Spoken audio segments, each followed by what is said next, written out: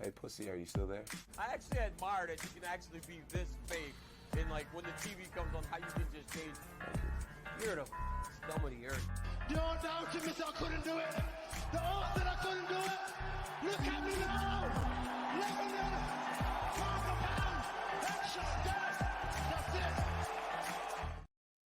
What's going on, everybody? Welcome back to another episode of Over the Octagon podcast, here with your boys, Evan, Joel, and Nick. And tonight, we are very pleased to announce we have a special guest joining us. Sir, you want to introduce yourself? Tell the people. First of all, thank you guys for having me. Will the franchise Dicke out of Wisconsin, fighting for the Cage Fury light heavyweight title, April 12th, Atlantic City. I'm glad to be here, you guys. Thank you for having me. Yeah, thank you for coming on. And we were talking a little bit before, we started recording or whatever here. I told you I'm going to be at the event, and we watched a couple of your highlights, which you have. You're definitely no short amount of highlights from you. You like to get guys out of there. You got bricks for fucking hands from what I've seen. I was telling them before we kind of jumped in and started tonight, I watched a video. You knocked some dude out with like back up, quick little check hook, and he face planted. And I told them, I was like, this is the fucking guy. Like, these are the guys that we want on our show, right? Yeah. We don't want the fighters that point their way to little decisions. We like exciting fighters and guys that get in there and bang. And you've been doing this for a long time. You started your pro debut in 2009. Is that right? Correct. Yep, 2009. And man, I'm a finisher, man. I love the bang. I don't really follow much stats on the internet, but somebody pointed out I got a 94% finish rate. Yeah. I just competed in Alaska for Solid as a Rock. Shout out all those guys out over there, Miss Melinda. Wow, awesome. Took out their light heavyweight champ, the number 10 guy in the nation. He was a tough dude. I actually ended up getting a rear naked choke. I've been working on my jits a lot, but I'm a stand-up fighter, but I'm just a finisher. So like you put me in there, we're gonna bang. So yeah, I was actually talking to Evan about this earlier, and I was like, you see him, he looks like a guy who just wants to knock people out, but he also has that other side to him where he can get those submissions, and it almost like you're saying you're starting to improve your jiu-jitsu, but it seems like you have it down. I mean, you've gotten guys out both ways, knockout, submission. Only 2 decision wins in your whole career, in your whole pro career. Yeah, something like that. Yeah, I think it's only like 2 decisions. Couple.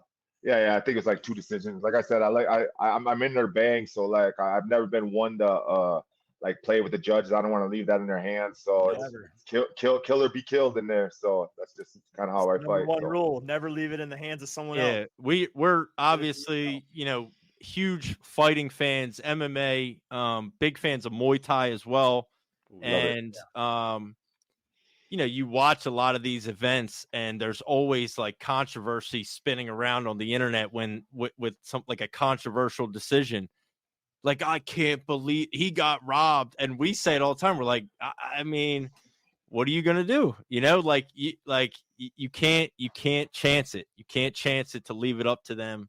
94% finish rate, man. I love to hear that. We're not chancing nothing to the judges. Not at all. So let's talk about your fighting career too. So are you 38, 39 years old? I just turned 38. Yep, I'm on the backside of my career. I think I started in 2008 and I turned pro in 2009. I've been at it a long time. I don't know. Fighting's always been my kind of my crutch in life. It's always been something that I put a lot into, but it's also been a blessing and a curse. A blessing because obviously I've reached a lot of the pinnacle, not the pinnacle of sport, but I've reached pretty high in the sport, and I've done really good for myself. But blessing because if a lot of people know me that I overcame addiction due to fighting. I ripped my shoulder real bad back in like 2011. Never got it fixed. Just was a young fighter listening to the wrong people.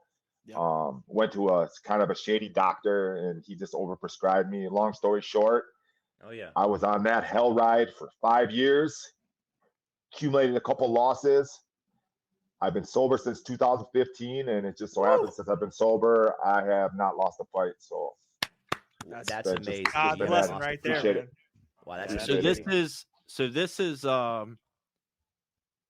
you know, and I'll just take a minute to touch on that a little bit. And because when I was looking through the Cage Fury event, looking into fighters, just because I'm going to the event, just looking at what it was.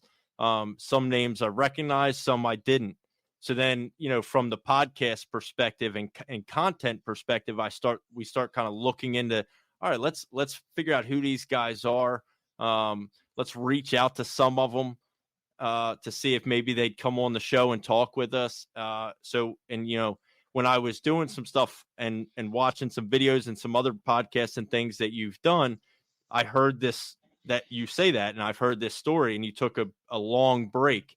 5 years. About 5-year break from 2014 to 2019. And I saw that in your record previously, and I was like, man, that's kind of like crazy. You don't see that very often unless a bad injury or something. And then I saw the podcast you talking about addiction. And, you know, these two know, you know, Joel and Nick know, you know, but I just celebrated 2 years sober on March 26th. Right. So, and, you know, I just say that to say, you know, when I listen to kind of you describe your story in 2015, man, that's 9 years. That's a long time. You know, you've been doing this thing for a minute now. So, and it's the same thing for me, you know, like this focuses me, channels me, the sport of mixed martial arts and fighting and everything about it. You know, so it's just awesome to hear. And when I heard that, you know, kind of section of your story, I was more intrigued, you know, so I'm excited that you're able to hop on here and talk with us. And yeah, so we have your fight coming up. Been a long road. You've got belts in multiple promotions across your career. Yes, You sir. just said you went to Alaska. Yep. Right. And you know, took out their light heavyweight champ. Obviously, you're the number one Tough ranked ass light dude. heavy. I'm I sure. bet, man. Yeah, they built different over there. They're Eskimos up there. Al, Right?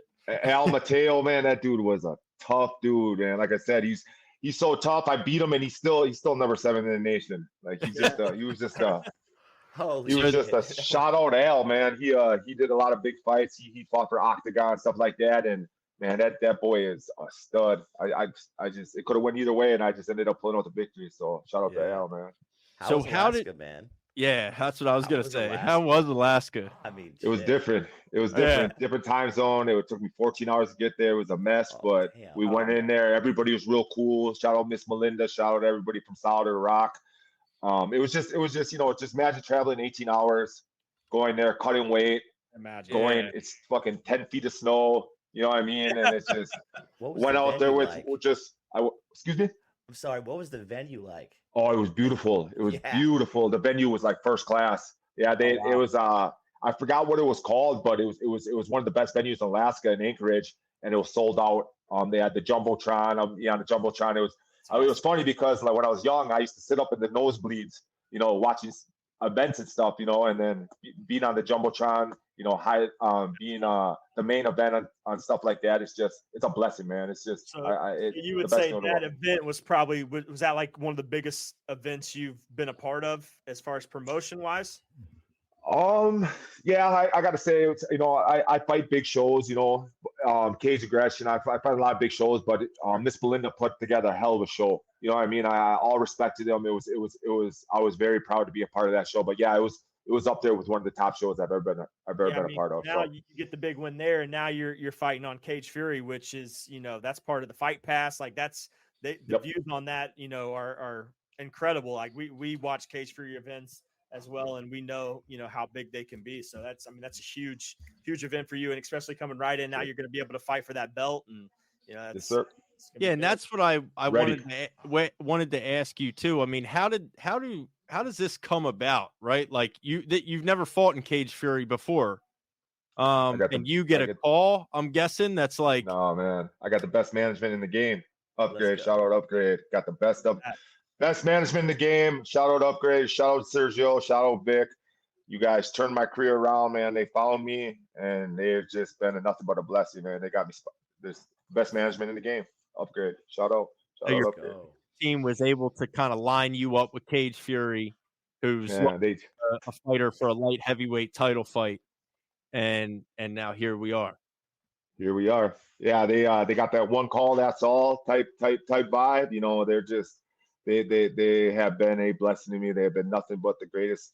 You know, I've dealt with a lot of screwed up management in my 17 years, and not taking anything away from my old management. It's just good to be taken care of. It's good to have that plug into the major organizations. Like it's just pretty much, I just work hard and they take care of everything else. So shout out Upgrade, man. I love you guys over there. Upgrade for life. You hear plenty of horror stories of bad management with fighters, and you know, some fighters could have a really good career, but they just have bad management behind them and they just can't ever get to where they need to be. So I think that's probably one of the most important pieces to have, especially when you're at a peak of your career, having someone who's there to handle everything outside of the fighting for you and get you to where you need to be. So keep you focusing on what you need to focus on. Correct. And what's important. You know, we've heard stories like that for years, though, even decades ago in boxing, same thing. You know, the like different promoters and managers and all this kind of stuff. So you're extremely blessed that you're able to find, you know, good ones, like you said, that take care of you, and you can just put the work in and they take care of the rest. Yeah. Julian, Sergio, and Vic, they're a team, and Sergio found me, Julian and Vic, it just take me, and all of them just took me to the next level. All I got to do is just train hard and they take care of everything else. They got me the Celsius deal. They got me. Yeah, that's big. What else is there? They got. We're working on the Prime situation. I mean, they got me everything, but I got to work hard. I still got to deliver. But these guys, all I got to do is just show up. All I got to do is show up, and then that's hard to find. And I'm blessed with them. So, and that's a good opportunity, right? You have people that open doors. It's just up to you to walk through them, right? So you got to put the work in to walk through the doors that are being opened to you right now. And you got a great opportunity coming up April 12th. Against Luke Fernandez, Cage Fury. It's going to be live on UFC Fight Pass.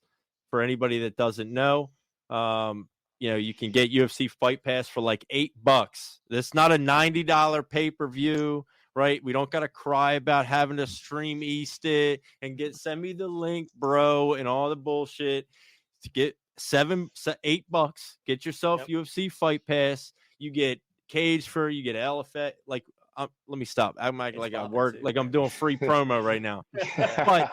But you get huge events, and these are legitimate events. You know, this is at the MGM, I believe, in Atlantic City. It's a beautiful venue, very close to where I am. We've been to AC a few times, and it's a fight town. We just had a UFC event this past weekend in Atlantic City. You know, this is not small potatoes, man. So it's awesome that you're able to show up and, you know, do the damn thing. So, and you're on a 6-fight win streak right now. Correct. Right. Yep. And looking to make it 7. Do you have any, do you have any predictions for the fight April 12th? Just straight game, straight hell. I'm a gamer, man. I just go out there, just straight hell. So I don't know how it's gonna end, but I'm just gonna know one thing, that I'm gonna show up, man. I'm gonna show up to fight, and that's I love it. So. Feel good, weight good. Yes. Oh yeah. Weight's great. Like just working hard. Like it's just. I went back-to-back training camp, so I went from Alaska to here. We didn't even stop, so it's been like a 4-month training camp. Just feel good, man. I'm right around. I'm hovering around 220, but I'm completely shredded. Very explosive. Yeah. So, how is that? We've talked to guys kind of in your position too, right? You're working what you told us before, a 12-hour shift. Yes, sir.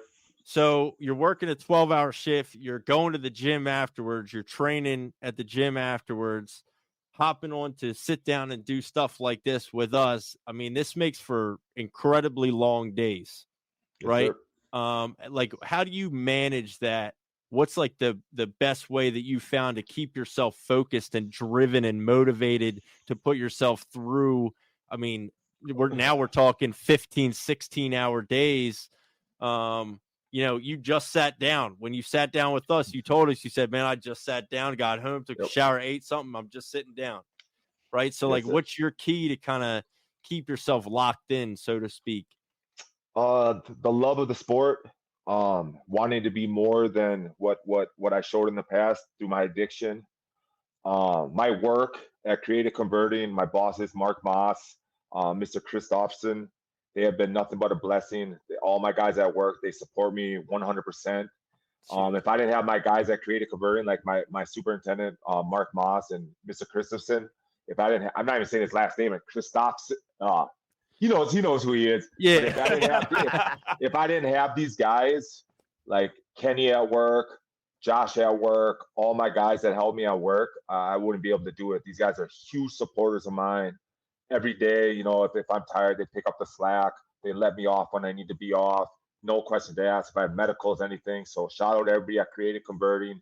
Bruce, Josh, Kenny, all them, Mark Moss, my superintendent, all you guys. Thank you guys so much, man, because if it wasn't for them, man, and they're all getting together, man. There's like a group of 20 of them. They're all going to be watching it. So shout out them. So for putting that together. But sounds like you got a lot of good people in your corner.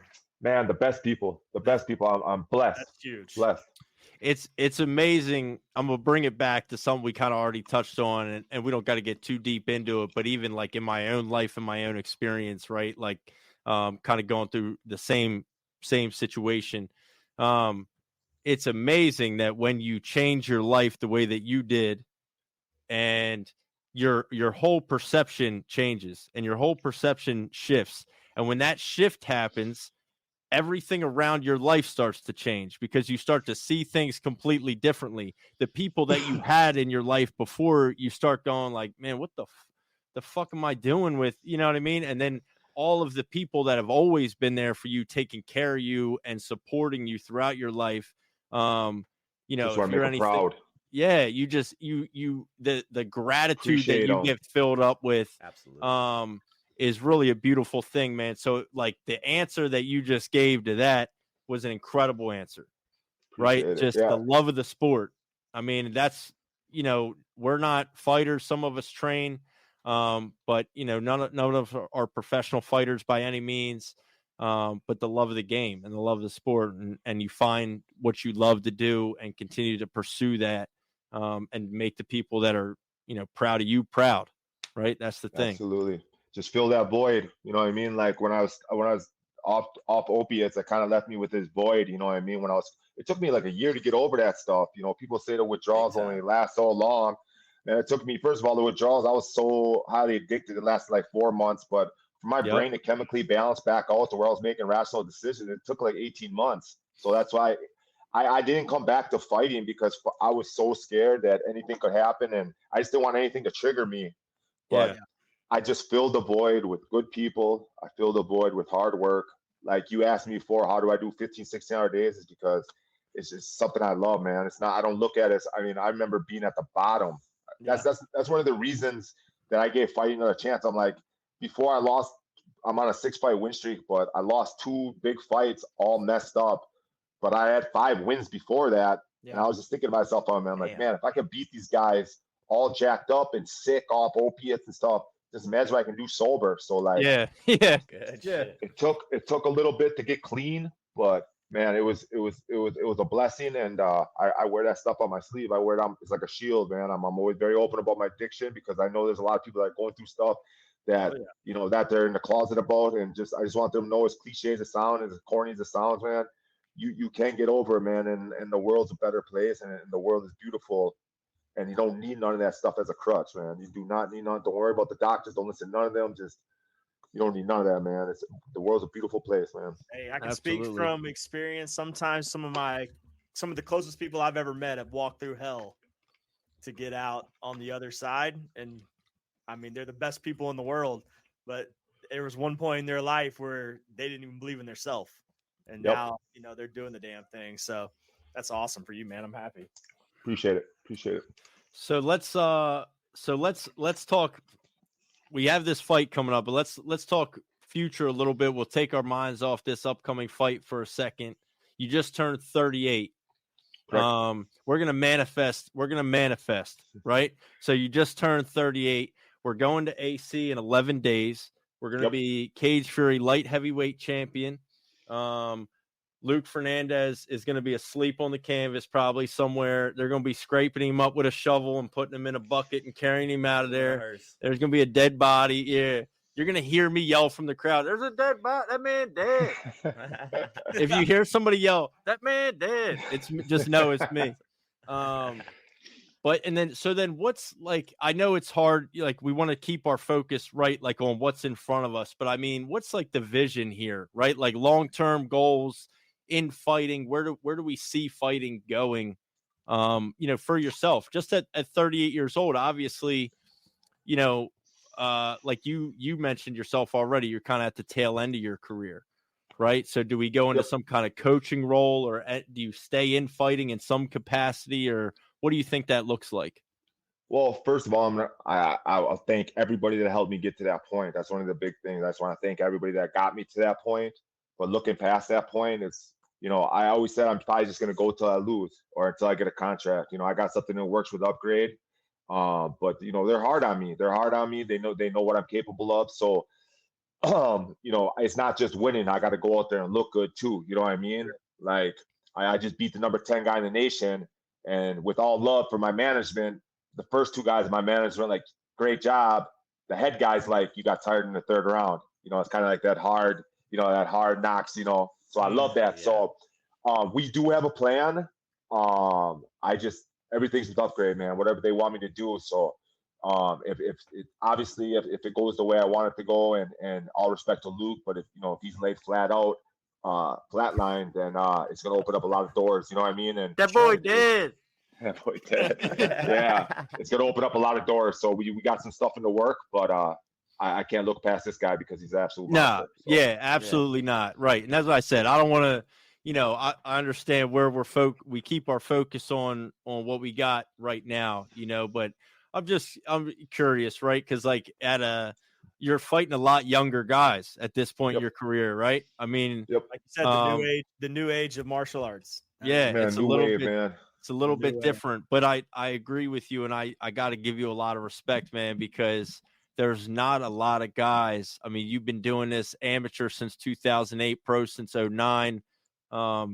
Neither one of these guys are math geniuses either. So let me think, about 15 years, right? We're looking about 15 years pro. I mean, that's a blessing right there. Like not a lot of guys are able to be in your shoes to where they're still fighting professionally 15 years in. Yep. You don't see it very often. Gotta want it, man. It's a full-time job, especially at 38, man. Like I'm on a strict diet. My sleep schedule, everything is so strict. I don't drink. I don't do drugs. I don't smoke weed. I don't do nothing. I live a lame life. I go to work.